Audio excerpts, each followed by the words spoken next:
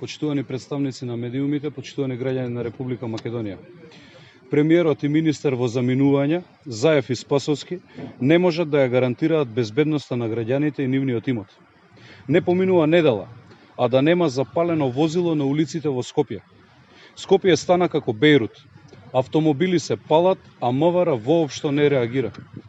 Синоќа во текот на ноќта е повторно запалено возило марка БМВ на паркингот кај трговскиот центар Зебра. Пожарот бил подметнат, а сторителот и намерите, како и вообичаено, непознати се за полицијата. Срамота е во центарот на Скопје да горат возила, а полицијата да не реагира. Спасовски не ги штити граѓаните, Спасовски ги штити криминалците.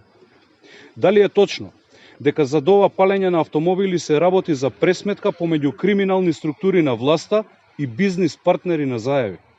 Дали заради нечии профити нашите граѓани треба да живеат во страф? Криминалците се мотивираат од нереагирањето на полицијата. Оваа година се запалени над 100 автомобили во Скопје и по големите градови на државата. Спасовски е неспособен да ги открие сторителите и да ги заштити жртвите.